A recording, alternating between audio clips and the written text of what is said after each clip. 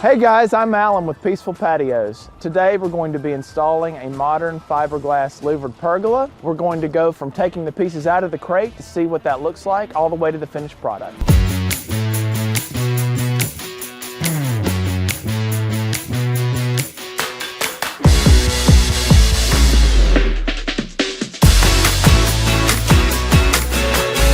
So there you have it.